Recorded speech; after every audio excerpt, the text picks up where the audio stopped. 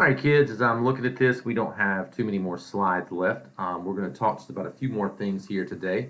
Looks like we're going to talk about the men, and then we're going to get into kids about what things happen with that. Actually, I think we finished up with men last time. I'm pretty sure we ended up with men. I'm going to skip that. I feel like we've already talked about that. Let's just talk about the kids for today, and I think that's something that we can probably all relate to the most.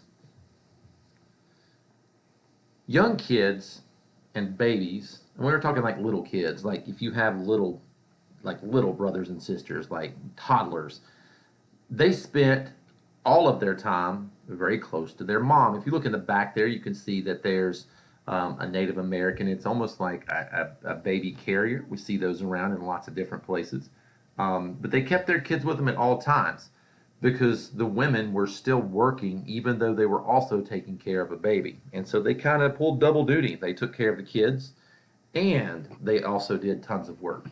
That's probably like if you have a parent that stays at home, that's very similar. It's a tough job taking care of babies and toddlers and also getting other jobs around the house done as well. So the mom would go about her daily work and remember all of the things that the mom had to do, and let's keep that in mind as we remember that she also had a baby on her back.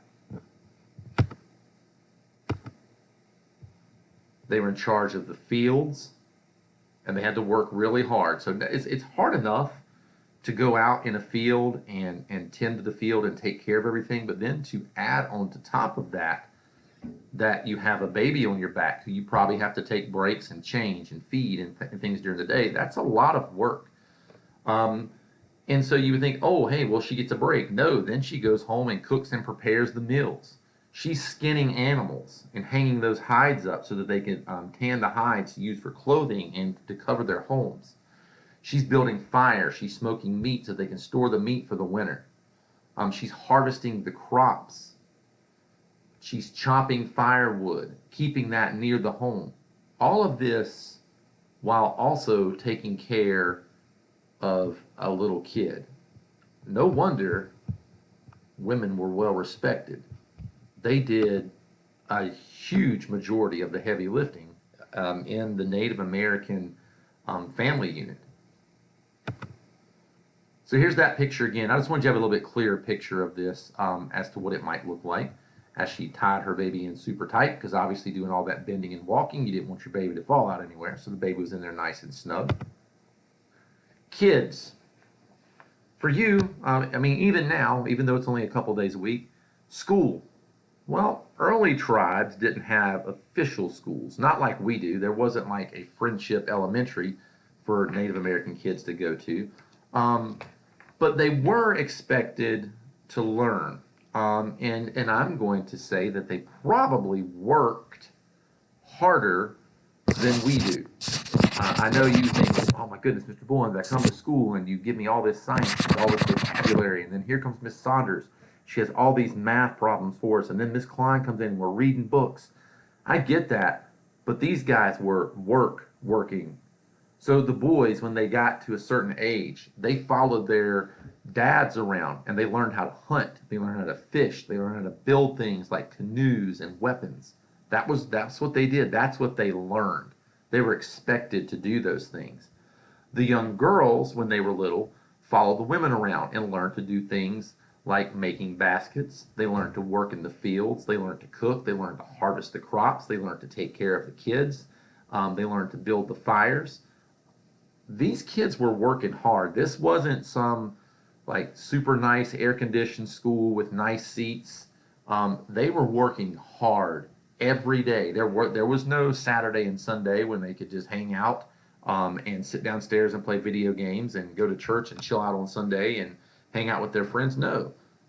Monday, Tuesday, Wednesday, Thursday, Friday, Saturday, Sunday, always working. Now, they also were expected to learn the history. They didn't do a lot of writing to begin with. They didn't have a lot of things where they were jotting things down in books. So there wasn't a lot of writing going on. But the kids were expected to sit and listen, which is something you do. You're kind of doing that right now. You're sitting and listening. But they were expected to learn the history of their people, because then it was going to eventually be their job to be the elder and keep continuing to pass on the history and the culture of their people down to the next generation. They were also taught the morals. I would liken that maybe, I mean, you can think of the golden rule, do unto others as you would have them do unto you, or you could even, we can keep it something similar to what we do at school and like roar expectations. But they had moral rules of the tribe that they were expected to learn as well. And those were also passed down in story form by the elders. And they were expected to remember those because it was soon going to be their job to pass that on. They were they were good. They were entertaining, but they had meaning. And it taught the children about their culture. It taught the children about their people. And it taught the children about how they were expected to behave in not only as a child, but as they were growing up into adults.